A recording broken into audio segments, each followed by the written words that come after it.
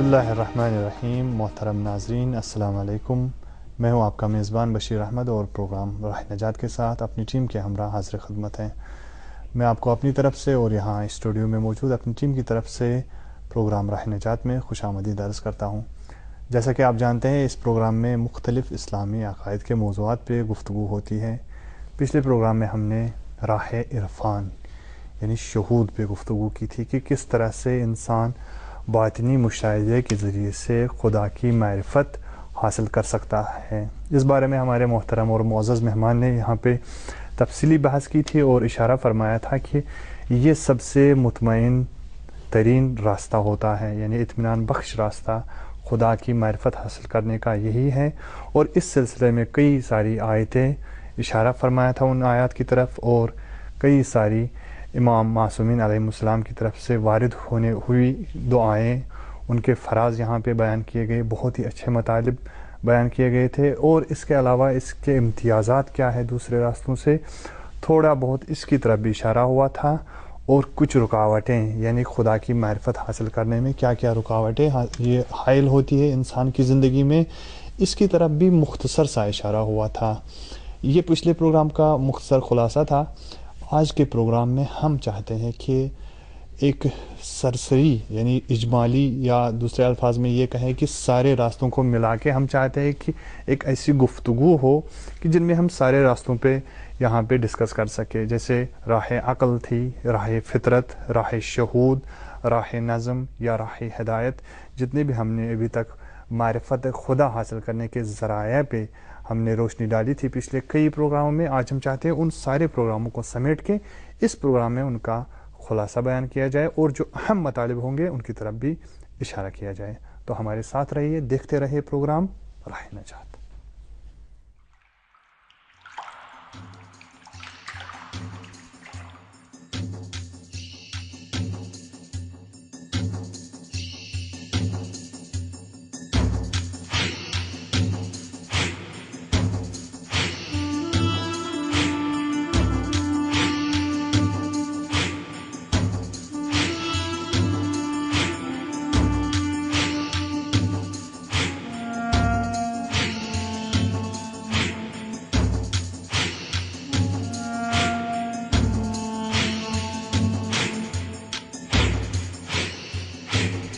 جی ہاں ناظرین، آپ دیکھ رہے ہیں پروگرام راہ نجات، اور آج اہم گفتگو ہوگی چونکہ سارے جو راہیں تھیں ان سب راہوں کو ہم ایک ساتھ یہاں پہ بیان کرنا چاہتے ہیں. اور ہمارے ساتھ ہیں ہمارے معزز اور محترم مہمان جناب اختر عباس جون صاحب قبلہ، یہاں پہ تشریف فرمائے. آئیے ان کی خدمت میں سلام کرتے ہیں اور سلام عرض کرنے کے بعد انہیں خوش آمدید کہہ کے اپنے پروگرام کا باقاعدہ آغاز کرتے ہیں.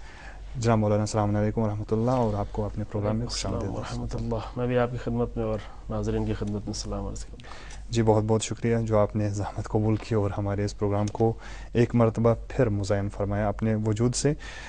جیسا کہ میں نے عرض بھی کیا یہاں ناظرین کی خدمت میں کہ یہ پروگرام حقیقت میں ان سب پروگراموں کا ایک خلاصہ ہوگا، اور مختصر طور پہ جو اہم چیزیں وہاں پہ کچھ رہ گئی ہوں ان کی طرف ہم چاہتے ہیں کہ اس پروگرام میں اشارہ کیا جائے. تو سب سے پہلا سوال میں یہاں پہ یہ پوچھنا چاہوں گا آپ سے کہ معرفت خدا جو ہم نے کئی راستوں میں ڈسکس کی یہاں پہ، یہ معرفت خدا کیوں ضروری ہے؟ ایک مرتبہ پھر شاید یہ سوال ہمارے اذہان میں اٹھے کہ یہ معرفت خدا کیوں ضروری ہے اور اس سے ہماری زندگی پہ کیا اثر پڑ سکتا ہے، سب سے اہم. بسم اللہ الرحمن الرحیم. یہ سوال بہت ہی اہم ہے، یعنی انسان کی زندگی میں ضرور نہیں کہ اس پروگرام کے ذریعے سے ایسے بھی انسان کی زندگی میں یہ سوال بار بار اٹھنے کی ضرورت ہے کہ معرفت، اور معرفت میں خاص کر معرفت پروردگار، ذات پروردگار کی معرفت کی خود معرفت کے خود ایک بہت بڑا چیپٹر ہے، اور جس میں تاکید بھی بہت زیادہ، یعنی دین میں، دین کے تمام مسائل میں اور تمام جو امور دین کے بیان کیے گئے اس میں جتنی زیادہ معرفت کی تاکید ہے کسی اور چیز کی تاکید نہیں ہے. حتیٰ کہ مثلا کسی اہم چیز کے بارے میں جب سوال کیا جاتا ہے، مثلا امام سے سوال کیا جاتا ہے کہ مثلا نماز کے بارے میں، نماز یہ کہ نماز کے لیے کہا جاتا ہے کہ نماز جو ہے ایسا عمل ہے کہ ان ردت ما سوا، ان قبلت ما سوا. نماز قبول تو سب قبول، نماز رد ہو گئی تو سب. یعنی ایک ایسا عمل ہے کہ جو مسلسل انسان کو رابطے میں رکھتا ہے پروردگار کے ساتھ، ایک بہت ہی قیمتی عمل مسلسل انسان انجام دیتا ہے. لیکن جب امام سے پوچھا گیا نماز کی اہمیت کے بارے میں تو امام فرماتے ہیں معرفت کے بعد نماز سب سے اہم چیز ہے. یعنی پہلے منزل پہ معرفت ہے، جبکہ سوال نماز کے بارے میں، معرفت کے بارے میں بھی سوال نہیں ہو رہا ہے، نماز کے بارے میں سوال ہو رہا ہے، لیکن امام فرماتے ہیں کہ معرفت کے بعد جو سب سے اہم چیز ہے وہ نماز ہے. تو اس اعتبار سے معرفت انسان کی زندگی میں بہت زیادہ جو ہے اہمیت ہے، چونکہ معرفت ہی کی بنیاد پر انسان کی جو ہے زندگی کا راستہ طے ہوتا ہے. امام علی علیہ السلام کا وہ خوبصورت جملہ کہ فرماتے ہیں کہ خدا رحمت کرے اس شخص پہ کہ جو یہ جانتا ہو کہ کہاں سے آیا ہے، یعنی ایک شعور، اس کا ایک فہم، ایک معرفت کی اس کی ابتدا کیا ہے، اس کا آغاز کیا ہے، اور ابتدا و آغاز اور انجام کیا ہے، اور انجام و آغاز کے بیچ میں انسان کی جو زندگی ہے وہ زندگی ظاہر ہے کہ اس کے ذریعے سے وہ زندگی بھی طے ہو جاتی ہے. اگر انسان کو آغاز اور انجام صحیح معلوم ہو کہ ہمارا آغاز کیا ہے، انجام کیا ہے، تو بیچ کی زندگی کا صحیح ڈائریکشن دینا اور صحیح رخ پر لے کے جانا انسان کے لیے آسان ہو جاتا ہے. خاص کر معرفت پروردگار یعنی اللہ کی معرفت کی، جس کے لیے خوب روایات بھی بہت زیادہ کثرت سے موجود ہیں کہ جہاں پہ یہ تاکید کی گئی کہ انسان معرفت پروردگار کے لیے انسان کو کیا کہتا ہے، اپنے آپ کو پہچانے انسان تاکہ معرفت اللہ کی حاصل ہو، کیونکہ اللہ کی معرفت کے لیے ضروری کہ انسان اپنے آپ اپنی شناخت کی. یہ بہت ہی اہم حدیث ہے جس کے اوپر بہت گفتگو بھی کی گئی، شاید ابھی اتنی فرصت نہ ہو اس حدیث پر کہ من عرفہ نفسہ فقد عرفہ ربہ. انسان اپنے آپ کو پہچانے تاکہ صحیح طریقے سے اپنے پروردگار کو پہچانے. یعنی جب تک انسان اپنی شناخت صحیح نہیں حاصل کر سکتا، اپنی پہچان صحیح نہیں حاصل کر سکتا، اسے وہ صحیح راستہ ہی نہیں مل سکتا جس کے ذریعے سے خدا تک پہنچ سکے. خوب، بس ہماری گفتگو یہ ہے کہ اس کی ضرورت کتنی زیادہ ہے، یعنی کتنا زیادہ اہم ہے انسان کی زندگی میں، اور کتنا زیادہ اثرات جو ہے انسان کی زندگی میں مترتب ہوتے ہیں. تو یہاں پر میں صرف عرض کرنا چاہوں گا کہ انسان کی زندگی جو ہے وہ اس کا رنگ کیا ہے. ایک اہم نقطہ ہے کہ انسان کس رنگ میں زندگی گزار رہا ہے، یہ معرفت کے ذریعے سے طے ہوگا. یعنی اگر انسان کی زندگی میں معرفت پروردگار نہیں ہے، اللہ کی ذات نہیں ہے، تو انسان کی زندگی کا جو رنگ ہوگا وہ اسے انسانی رنگ کہہ پائیں. چونکہ ٹھیک ہے انسان کھا رہا ہے، پی رہا ہے، زندگی گزار رہا ہے، عیش و آرام کر رہا ہے، لیکن آیا واقعاً یہی فقط انسانی زندگی ہے؟ اسی کو انسانی زندگی کہا جا سکتا ہے؟ خوب، اگر یہی انسانی زندگی ہے تو کھانا پینا اور خوب یہ دوسرے موجودات بھی ہیں، اپنے تقاضے وہ اپنے پورے کرتے ہیں، اور بہتر طریقے سے، شاید انسان سے بہتر طریقے سے پورے کرتے ہیں. اتنی ان کے لیے رکاوٹیں بھی نہیں، ان کے لیے مشکلات بھی نہیں. مثلا ایک حیوان، ایک جانور جا کر اس کے لیے نہ کوئی واجب ہے، نہ کوئی حرام ہے، نہ کوئی وہ کہیں اگر جا کر کسی کے کھیت میں اپنا منہ مارتا ہے اور منہ ڈالتا ہے، کچھ کھانا چاہتا ہے، تو کوئی آگے نہیں کہتا تیرے لیے یہ چیز حرام ہے. اگر منع ہے تو مالک کے لیے، یعنی جانور کے مالک کے لیے کہا جائے گا کہ تو تیرا جانور کیوں فلاں کے کھیت میں گیا، لیکن جانور سے نہیں کہا جائے گا. جانور کو کیا ہے، زندگی گزارنا ہے، کھانا ہے، پینا ہے. اگر کھا پی کر اور عیش و آرام، یہی سکون، یہی جو ہے انسان کی کل زندگی ہے، تو یہ ایک انسانی زندگی انسانی زندگی اس کو نہیں کہا جا سکتا. خوب، کون سی چیز انسان کی زندگی میں اثر ڈالتی ہے؟ یعنی زندگیوں میں اتنا تضاد کیوں ہے، اتنا اختلاف کیوں؟ انسانی زندگی اٹھا کے دیکھیں، ایک زندگی معرفت کے مقامات کو طے کرتے ہوئے، مثلا کہاں تک ابراہیم کی زندگی، موسیٰ کی زندگی، عیسیٰ کی زندگی معرفت کی بنیاد پر. بالکل معرفت ہی، مثلا آپ ممکن ہے کوئی انسان کہ نہیں بندگی اور عبادت تو بندگی بھی در حقیقت وہ معرفت کی بنیاد پر ہے. بالکل، ورنہ اصلا عبادت کی بھی ارزش اور قیمت نہیں رہ جاتی اگر معرفت نہ ہو، ہے نا. چونکہ یہ ایک سلسلہ ہے، یعنی معرفت کے نتیجے میں بندگی کے نتیجے میں عبادتیں. چونکہ عبادت اور ہے اور بندگی اور ہے. ممکن ہے کہ انسان عبادت بہت کر رہا ہو لیکن شعور بندگی یا وہ حص بندگی انسان میں نہیں ہو، تو یہ عبادت بھی اس کی اتنی زیادہ قیمت نہیں ہے. دوسرے اسباب، دوسری وجہ ہو سکتی ہیں جس کی بنیاد پر انسان اپنے گھر سے، اپنے ماحول سے، اپنے آس پاس سے، دوسرے لوگوں سے متاثر ہو کر، اب میں نامناسب لفظ استعمال نہیں کرنا چاہتے، مثلا ریا کی بنیاد پر، دوسری بنیاد پر.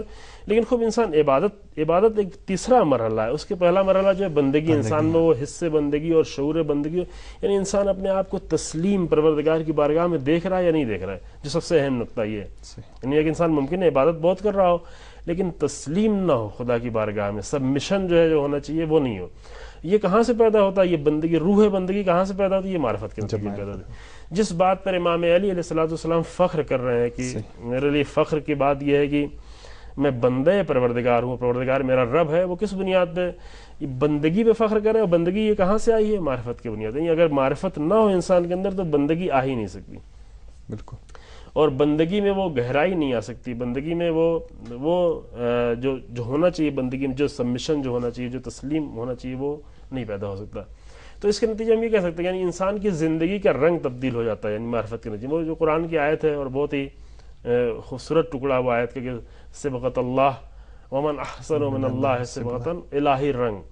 چونکہ انسان کی زندگی کا کوئی نہ کوئی رنگ ہے، اس سے انکار یعنی کوئی بھی نہیں کہہ سکتا کہ میری زندگی کا کوئی رنگ نہیں ہے. اگر وہ رنگ الہی رنگ نہیں ہے، اگر وہ رنگ ایک پاکیزہ رنگ نہیں ہے، تو حتماً جو ہے ایسا نہیں کہ اس کو آزاد چھوڑ دیا جائے گا کہ الہی رنگ نہیں ہے تو تم بغیر رنگ کے ہو. نا، شیطان خود بخود اپنے رنگ میں اسے رنگ لے گا، یعنی چھوڑے گا نہیں. یہ نہیں ہے کہ انسان الہی رنگ میں نہیں رنگا ہو تو شیطانی رنگ سے بچا ہوا بیچ میں کوئی رنگ چل رہا ہے. نا، یا تو الہی رنگ میں انسان ہے یا جو ہے وہ دوسرے یعنی شیطانی رنگ بہت سارے ہو سکتے ہیں. الہی رنگ جو ہے ایک وہی صراط مستقیم ہے.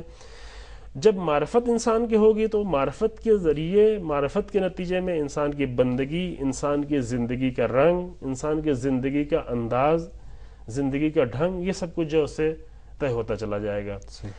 اب یہیں سے جو ہے وہ بھی ہم گفتگو کر سکتے ہیں مختصر البتہ کہ جو اثرات پڑتے ہیں انسان کی زندگی میں معرفت کے، وہ یہ اثرات پڑتے ہیں. یعنی جو چیز انسان سے تقاضا، یعنی انسان میں وہ بندگی پیدا ہو، انسان میں الہی رنگ پیدا ہو، انسان جس رخ پر سفر کر رہا ہے، جس رخ پر اپنی زندگی گزار رہا ہے، کیونکہ انسان ایک ایسی موجود جو پیدا ہوا ہے تو بالکل زیرو، یعنی انسان ہی ہے اور کوئی ایسا نہیں ہے.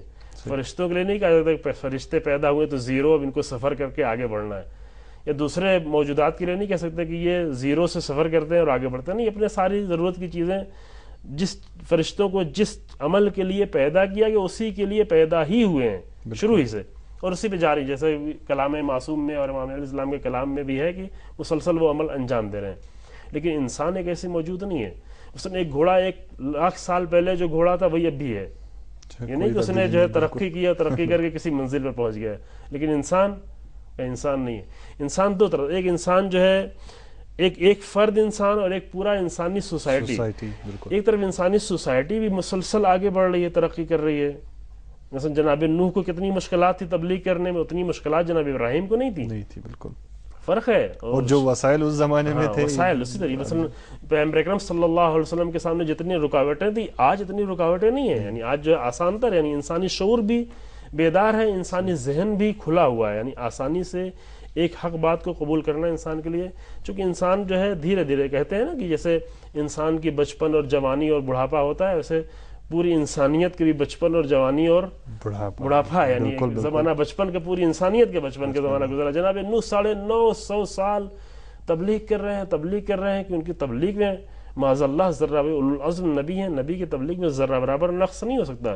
یعنی یہ نہیں کہہ سکتے کہ جناب ابراہیم کی تبلیغ جناب نوح کی تبلیغ سے بہتر تھی. نہ، وہ بھی اولو العزم نبی ہیں، وہ بھی اولو العزم نبی ہیں، اپنا پورا حق ادا کر رہے ہیں. لیکن 950 سال کے بعد جب کشتی پہ بلا رہے ہیں تو کتنے لوگ آ رہے ہیں؟ کیونکہ وہی بچپن کے جیسے ایک بچے کو آپ سمجھانا چاہیں کوئی اچھی بات تو اس کے لیے سمجھنا مشکل ہوتا ہے. وہ زمانہ تھا. خوب. اس سے پہلے کہ آپ اپنی گفتگو کو آگے بڑھائیں، میں یہاں پہ ایک وقفہ لیتا ہوں، اس کے بعد آپ کی خدمت میں. جی ناظرین، آپ دیکھ رہے ہیں کتنی خوبصورت گفتگو ہو رہی ہے، اور انشاءاللہ آپ ہمارے ساتھ رہیے، ہمارا ساتھ دیجیے. گفتگو ضرور کریں گے لیکن اس چھوٹے سے وقفے کے بعد.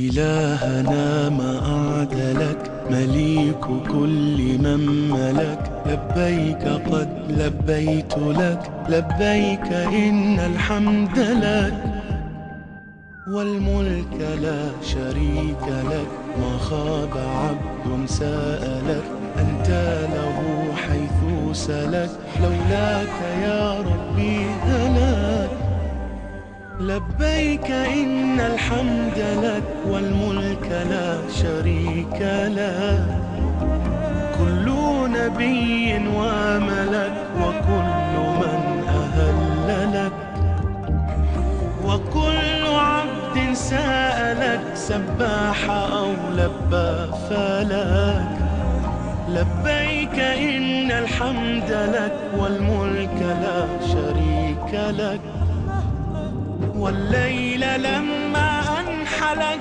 والسابحات في الفلك على مجار المنسلك يا مخطئا ما أغفلك والليل لما أنحلك والسابحات في الفلك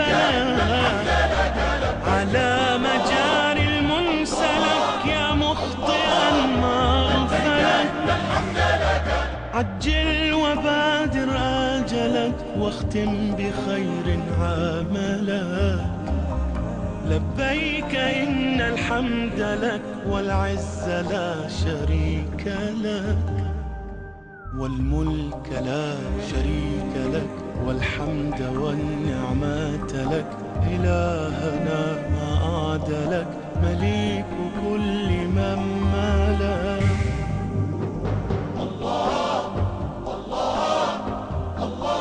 دیکھ رہے ہیں سحر ٹی وی اور گفتگو ہو رہی ہے معرفت خدا کے راستوں پہ کہ کس طرح سے ان راستوں کے ذریعے سے ہم خدا کی معرفت حاصل کرتے ہیں.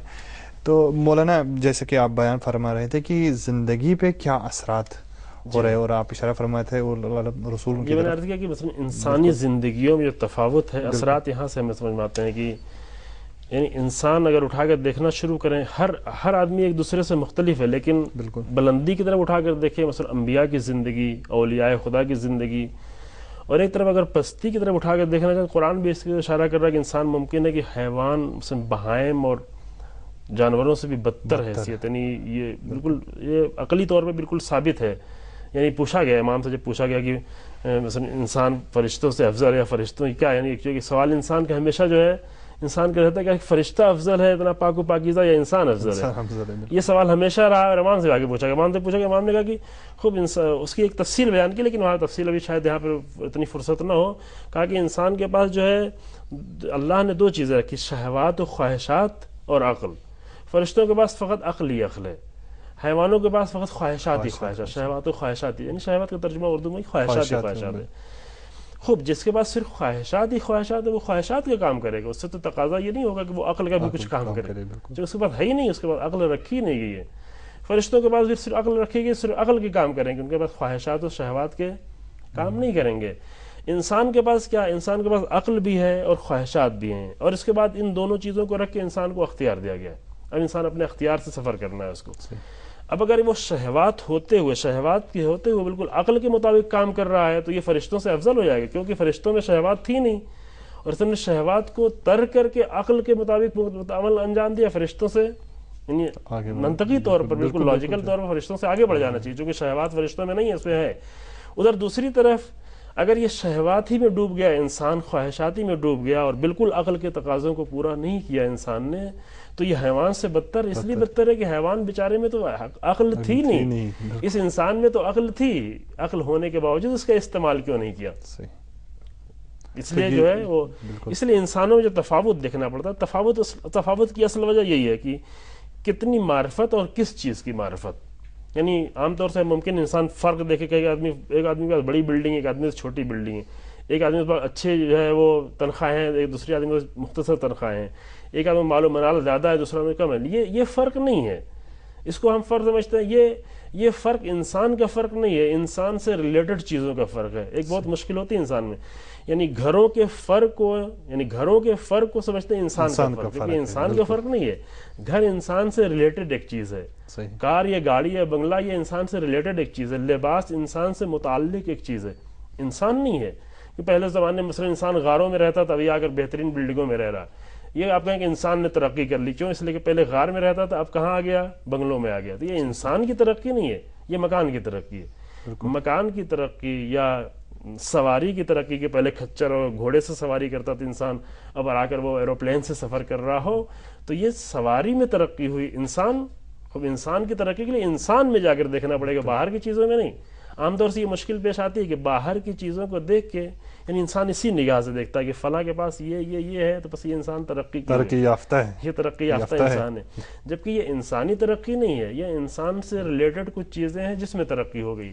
ہاں اگر انسانی ترقی کو دیکھنا تو آگے دیکھیں کہ انسان کے اندر انسانی مثلا ویلیوز کتنی زیادہ ہیں، ہیومن ویلیوز، اقدار کتنے ہیں، معرفت کتنی ہے، یہ چیزیں ہیں جو بتاتی ہیں کہ یہ واقعی انسان میں ترقی ہے.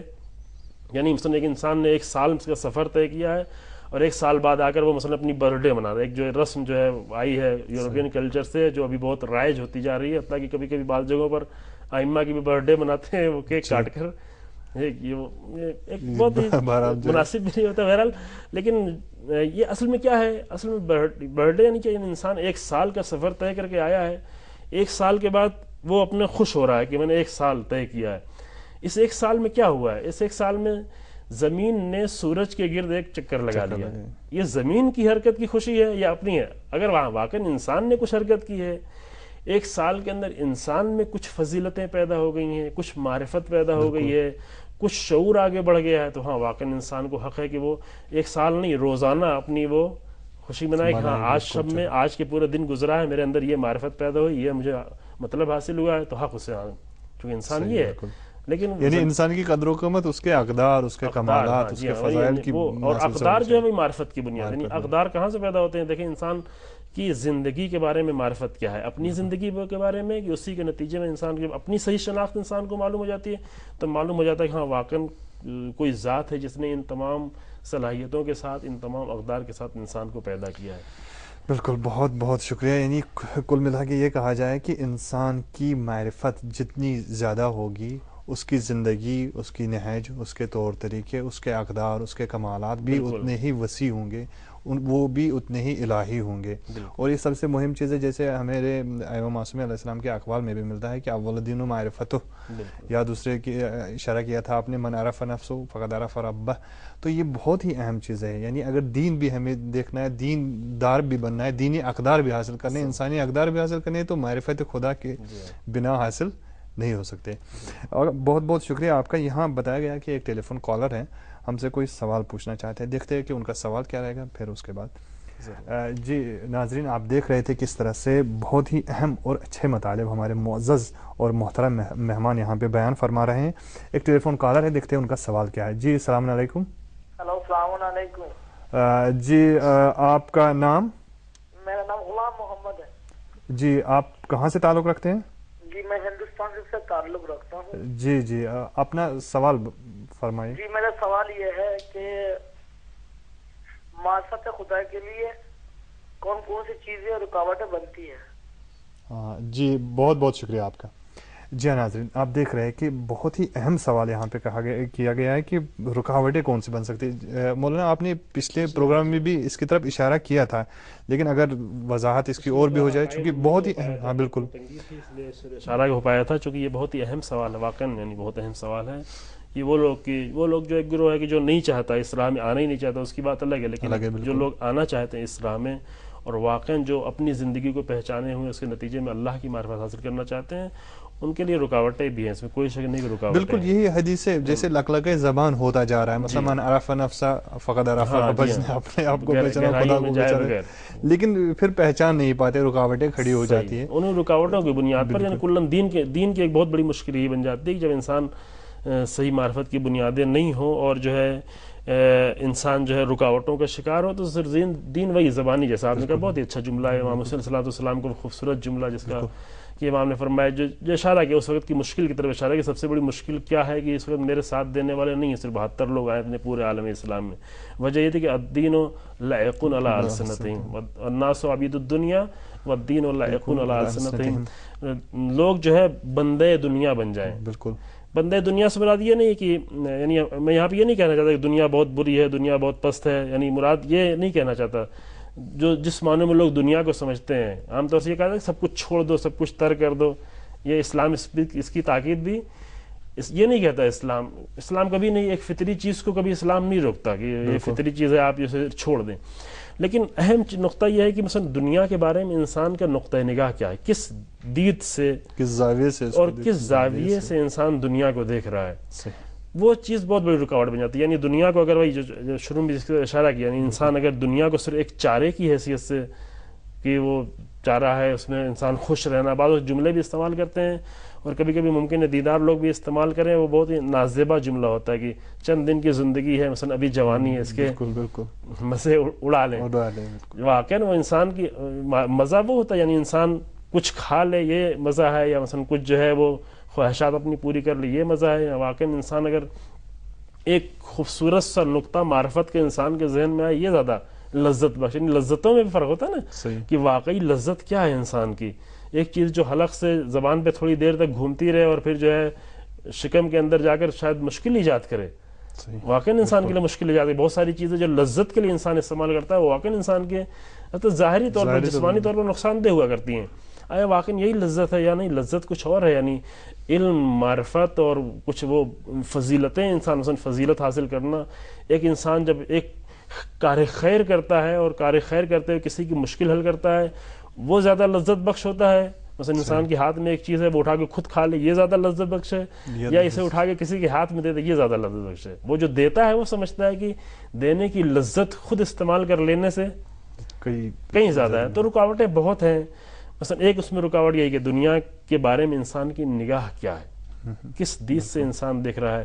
دنیا کو انسان ایک وسیلے کے اعتبار سے دیکھ رہا ہے, دنیا کو انسان ایک اس جہت سے دیکھ رہا ہے کہ یہ ساری چیزیں اللہ نے سجائی ہیں پوری دنیا, کہ اس سجی ہوئی دنیا کے ذریعے سے میرا امتحان لے اور اس کے ذریعے سے مجھے آگے بڑھائے. میری ترقی جو امتحان کے نتیجے میں ترقیاں ہیں, بالکل, یعنی امتحان ہے اسی لیے کہ انسان جو ترقی کر کے آگے بڑھ سکے. البتہ خوب اگر امتحان میں کامیاب نہیں ہوتا تو اس کے نتیجے میں پستیاں ہیں. اور دوسری ایک چیز جو ہے کہ بہت ساری چیزیں ہیں انسان, لیکن اس سے انسان غفلت یعنی بری طریقے سے غفلت کا شکار ہو جاتا ہے, اور غفلت ایک بہت بڑی رکاوٹ بن جاتی ہے. یعنی آپ دیکھیں مثلا ماہ رمضان آ رہا ہوتا ہے, ماہ رمضان میں غفلت کے پردے اگر انسان تھوڑا سا چاک کر لیتا ہے, تھوڑا سا غفلت کے پردے ہٹ جاتے ہیں تو انسان محسوس کر رہا ہوتا ہے کہ نہیں کچھ بلند چیزیں اور بھی ہماری طرف متوجہ ہیں اور میں اس کی طرف متوجہ ہوں. یہ خاص ایام جو ہوتے ہیں, ایام اللہ جو ہوتے ہیں, جو آتے ہیں, انسان غفلت کے تھوڑے سے پردے ہٹانے میں اگر کامیاب ہو جاتا ہے تو انسان اپنی زندگی میں تبدیلی محسوس کر رہا ہوتا ہے. یہ سلسلہ انسان کو مسلسل کرنے کی ضرورت ہے کہ غفلت جو ہے وہ انسان کو جو اگر رکاوٹیں انسان کے اندر پیدا کرتی ہیں اور مشکلات انسان کے اندر ایجاد کرتی ہیں اسے کس طریقے سے انسان دور کرے تاکہ راہ خدا راہ معرفت میں رکاوٹیں پیدا نہ ہوں, یعنی اس قدر رکاوٹیں پیدا نہ ہوں. اسی لیے دیکھیں مثلا یہ جیسے نماز کا جو حکم ہے اس جہت سے اگر دیکھا جائے کہ نماز کی اس قدر تاکید کیوں ہے, اس قدر تاکید اس کی وجہ یہی ہے کہ یہ غفلت سے انسان کو بچا لے. چونکہ بار بار انسان کو بارگاہ خدا میں حاضر ہونا, ہم اس کو عام طور سے جو ہماری نگاہ ہوتی ہے کہ تکلیف ہے ہمیں انجام دینا ہی دینا ہے, ہم اس نگاہ سے نہیں دیتے کہ پروردگار نے ہم پر یہ لطف کیا ہے. یعنی نگاہ بھائی صاحب یہ نگاہ کا فرق ہے. تکلیف کی نگاہ سے انسان دیکھتا ہے کہ یہ ہمارے اوپر فریضہ ہے, لہذا کسی نہ کسی طرح انجام دینا ہی دینا ہے. پھر وہی سستی کی نماز, کاہلی کی نماز, اور نماز جس کو قرآن نے ملامت بھی کی ہے کہ وہ نماز اس طریقے سے پڑھتے ہیں. لیکن اگر انسان اس دید سے دیکھے کہ نہیں پروردگار نے ہمیں اس لائق سمجھا ہے کہ ہمیں بار بار اپنی بارگاہ میں آنے کا موقع دے, یہ بہت ہی خوبصورت ہو جاتا ہے. یعنی اللہ کی بارگاہ میں ایک ضعیف, ایک عاجز انسان, ایک جس کے اندر بالکل کوئی قدرت نہیں ہے, ناتوان انسان ایک قادر کی بارگاہ میں, اور وہ بھی بار بار اس کی بارگاہ میں پہنچ رہا ہے. یہ بار بار اللہ کی بارگاہ میں جانا پردے غفلت کے پردے ہٹانے کے لیے, یعنی وہ غفلت دور کرنے کے لیے بہت اہم عمل ہوتا ہے. ورنہ اللہ کو نہ نماز کی ضرورت ہے نہ اللہ کو ہمارے عمل کی ضرورت ہے. ضرورت ہمیں ہے کہ ہم جو غافل نہ ہوں, چونکہ غافل ہو جائیں گے تو غافل ہونے کے نتیجے میں ہم اپنے اصل محور سے جب انسان کٹ جاتا ہے کہ جو وہی معرفت پروردگار ہے, تو بہرحال کٹا ہوا انسان محور سے اس کا کوئی حیثیت نہیں رہے. کوئی نہ کوئی اس کو کیچ کر لیتا ہے, کوئی نہ کوئی اس کو پکڑ لیتا ہے. سب سے پہلے شیطان ہوتا ہے کہ وہ اپنے ہمیشہ آمادہ, ہمیشہ تیار ہے انسان کو اپنے اختیار میں لینے کے لیے. بہت بہت شکریہ. یعنی دو اہم نقطے تھے یہاں پہ جو آپ نے اشارہ کیے ان کی طرف, یعنی ایک غفلت انسان کی, اور دوسرا یہ کہ اس دنیا کو وہ کس زاویے سے دیکھے, دنیا کی اس کو وہ ہدف سمجھ کے آگے بڑھاتا ہے اس دنیا کو, یا اس دنیا کو وسیلہ قرار دیتا ہے اور اپنی زندگی آگے بڑھاتا ہے. بہت ہی اہم نکات تھے. مولانا ہم یہاں پہ ایک چھوٹا سا بریک لیتے ہیں, اس کے بعد آپ کی خدمت میں حاضر ہے. جی ہاں ناظرین, آپ دیکھ رہے ہیں کہ کس طرح سے یہاں پہ مولانا ان اہم مطالب کو بیان فرما رہے ہیں. ہمارے ساتھ رہیے, ملیں گے ایک چھوٹے سے بریک کے بعد.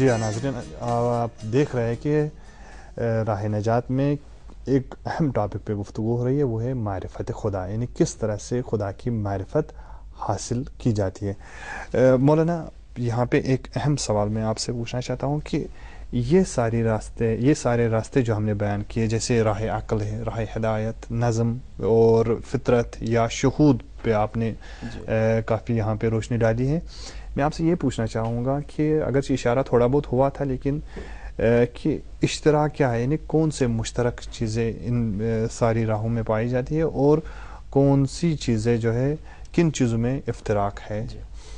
اس سوال کے جواب سے پہلے میں اس مطلب کو تھوڑا اور مکمل کرنا چاہوں گا جو اس کے پہلے عرض کیا۔ ایک تو معرفت کی جو اہمیت کی بات ہو رہی تھی وہ تو پوری ہو گئی تھی، لیکن ہم یہاں پہ ایک تاکید بھی تو اپنے جو ناظرین ان سے کرنا چاہیں گے کہ یعنی ضرورت ہے، واقعاً اس بات کی ضرورت ہے جہاں بہت سارا انسان وقت صرف کرتا ہے بہت ساری چیزوں میں، حتیٰ دینداری میں، بالکل انسان دینداری میں آ کر بہت سارا وقت خرچ کر دیتا ہے، لیکن دین کی سمجھ کے لیے کتنا وقت خرچ کرتا ہے، یہ ایک اہم یعنی ایک سوال ہمارا خود دیدار افراد سے، بے دین لوگوں سے کوئی ابھی گفتگو ہماری بلال نہیں ہو رہی، وہ لوگ جو دینداری میں آ کر دین میں، ابھی ہم یہ نہیں کہہ رہے کہ آپ دکان پہ بہت زیادہ وقت خرچ کرتے ہیں، فلاں کام میں بہت خرچ کرتے ہیں، کھیتی میں بہت زیادہ وقت خرچ کرتے ہیں، جی فلاں یہ نہیں، نہ حتیٰ کہ دینداری میں انسان آ کر بہت سارا وقت خرچ کرتا ہے، اچھا ہے، محترم ہے، وہ بھی محترم ہے، لیکن دینداری جو ہے دینداری کی بنیاد پڑتی ہے کس کے اوپر؟ دین کی سمجھ کے اوپر، یعنی دین کی سمجھ انسان کے پاس کتنی، یعنی واقعاً اگر دین کی صحیح سمجھ نہیں ہے اور معرفت پروردگار صحیح نہیں ہے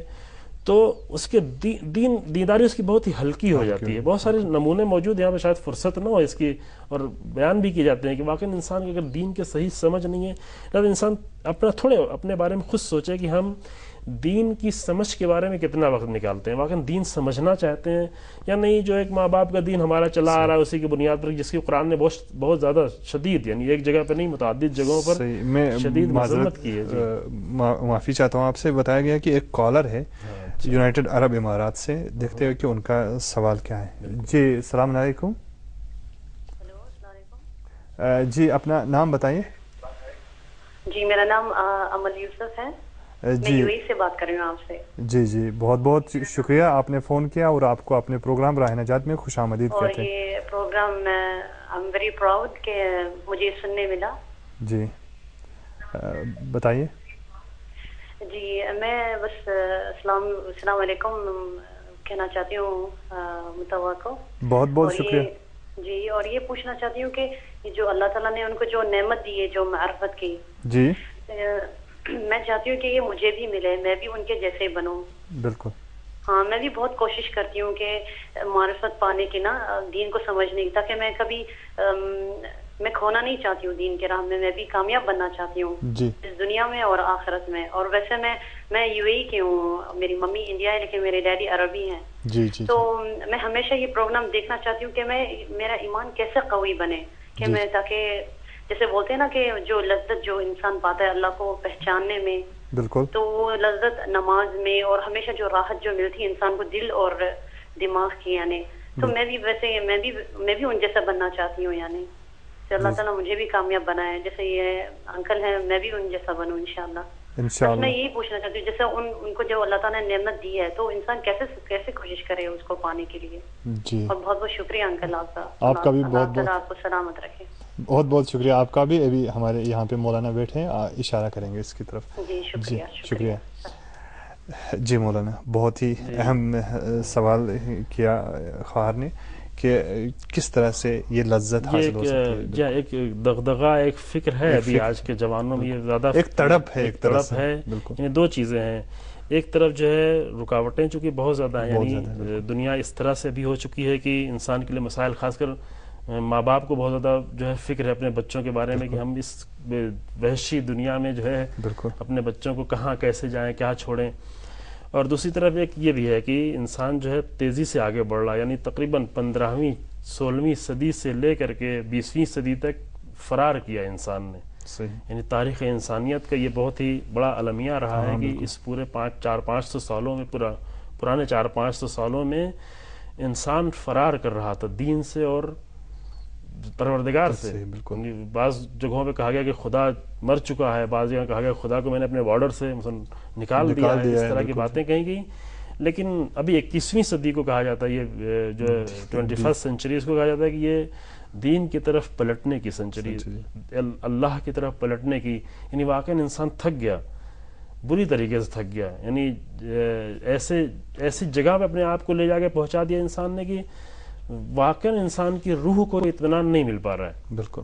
شاید ہم مثلا اپنے علاقوں میں، اپنے انڈیا پاکستان میں اتنا زیادہ محسوس نہیں کر سکے کیونکہ دین کی کسی نہ کسی حد تک، ناقصی حد تک کچھ شکلیں ہیں، لیکن جہاں پر بے دینی اپنے عروج پر پہنچ چکی وہاں پر واقعی انسان، چونکہ جو اطمینان قلب اور جو سکون قلب انسان کے لیے، اس سے انسان دور ہو گیا. یہ بہت ہی اہم نقطہ ہے جو یہ خواہر گرامی نے جو کہا کہ اس راہ پر باقی رہنا چاہتا ہے. تو ان کا کہ فلاں کی طرح یا میری طرح خدا کرے کہ کہیں بہتر میں، یہ تو بہرحال انشاءاللہ توفیق دے ان کو، اور وہ اپنے آپ کو یہ جو احساس ہے اس احساس کو زندہ رکھیں. بالکل. اس پہ یعنی پردے غفلت کے نہیں پڑنے پائیں. ایسے مواقع خود، جیسے میں نے عرض کیا کہ معرفت کے لیے انسان خود جو ہے مواقع خود تلاش، جیسے بہت ساری چیزوں کے لیے انسان وقت دیتا ہے اور کوشش کرتا ہے، اسی لیے اس راہ میں آگے بڑھنے اور معرفت کے راستے میں آگے بڑھنے کے لیے خود کوشش کرتے رہیں. جیسے آپ نے اشارہ کیا تھا پچھلی دفعہ بھی کہ یہ مہینے جو اب سٹارٹ ہو رہے ہیں اسلامی کیلنڈر کے پورا استفادہ اس سے کرے انسان، تاکہ مثلا صحیح طریقے سے ماہ رمضان میں داخل ہو.